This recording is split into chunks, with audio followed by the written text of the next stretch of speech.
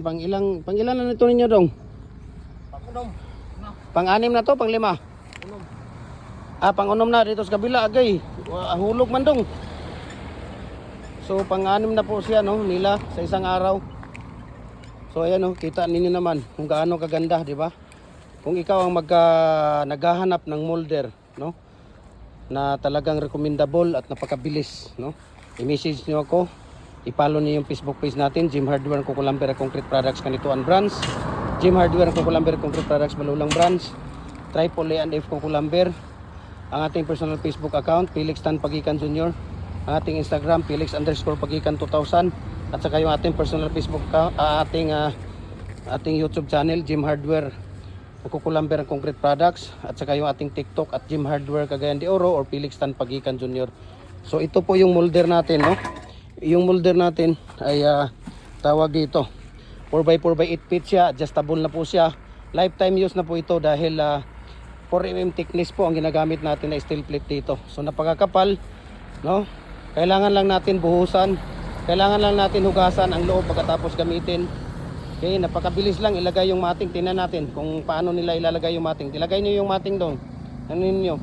Kung paano namin ilalagay yung mating. Napakabilis lang po. Napakabilis na production. We can ship nationwide, Luzon, Visayas, Mindanao. Kahit saang sulok man kayo ng mundo, kayang abutin ng ating cargo. I-message nyo lang ako, share ko sa inyo ang prices sa shipping details dito.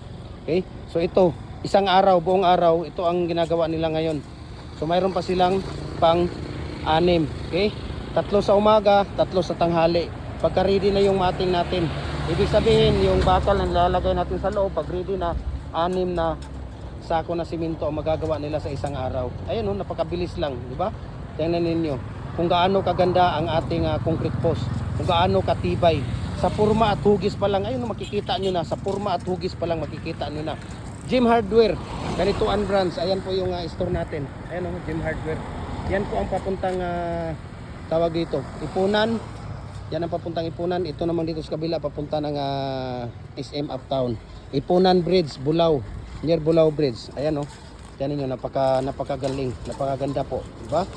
At sa mga maliliit natin na mga molder, ito napapa-customize din tayo kahit gusto niyo ng 4.5 by 4.5 by 8 feet or 5x5 by 8 feet or 5.5 by 5.5 by 8 feet or 6x6 by 8 feet or 6.5 by 6.5 by 8 feet. Nagko-customize din tayo, walang problema po. So we can ship nationwide, Luzon, Visayas, Mindanao, no? Kahit saang sulok man kayo ng mundo, kayang abutin ng ating cargo. Okay? Mga molder natin, RCPC pipe culvert natin, 6 inches hanggang 110 inches. Decorative molder natin, hollow blocks, commercial at saka standard. Fibers natin, yung mga bricks molder natin, muhon, lower blocks. Message nyo ako pagkasaluson sa mga maliliit na molder natin. Pagkasaluson na sa mga ano lang siya, sa mga 3 to 4 days lang siya. Pagka sa Visayas nasa mga 2 to 3 days lang siya. Pagka sa Mindanao 1 to 2 days lang po yung mga maliliit natin na molder. Sana nagustuhan ninyo ang video natin, paki-share, paki-comment, i-message nyo ako.